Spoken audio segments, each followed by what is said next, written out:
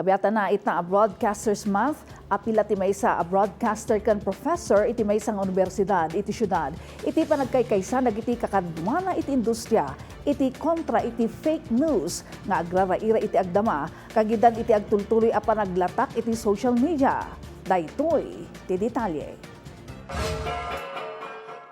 Iti lasud iti nasruk talon a dekada agtultuloy agsiserbi kas radio announcer ni William Garado ang mabigbigbig iti nagana kas Mr. G iti ere. Adumeten dagiti nagbalin a kapadasan na ngem kang runaan ngagparparagsaken kuana dagiti agdengdengeg a fans amang ipapay iti agkakapintas a mensahe ken kuana iti radyo.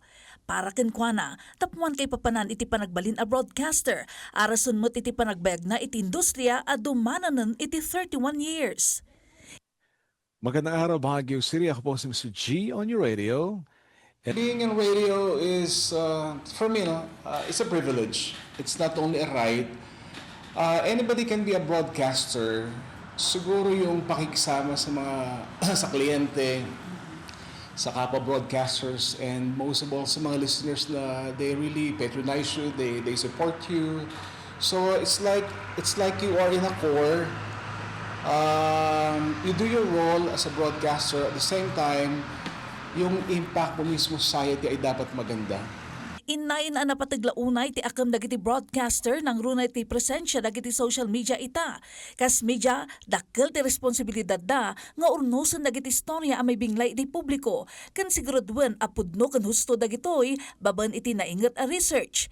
Sigun pay ken kuana kay papanan iti broadcaster ket parang ipaay iti correct information, dedication iti board work, disiplina, preparasyon, ken parang siguro nga umno dagiti balon nga impormasyon sakbay nga i-on iti microphone. Nang rugi isuna iti karera iti 1995 kas FM radio announcer tawen 2005 iti sinerek namet ti panagsuro kas profesor.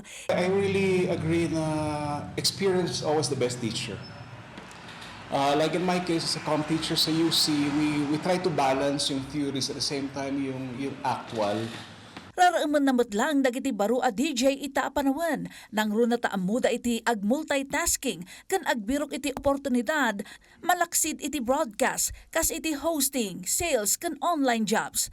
Na pinagsasabay-sabay. Hirap to Kasama natin ngayon ang isang estudyante at the same time musikero.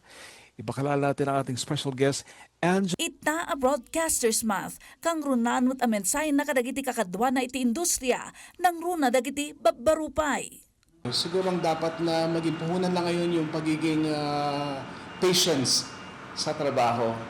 Na at the same time, syempre, yung pagiging diligent when it comes to substantial information. Para naman yung mundo natin, hindi tayo ma-overpopulate ng fake news. So that would separate mismo yung tunay na broadcaster sa isang gusto mag-broadcast lang.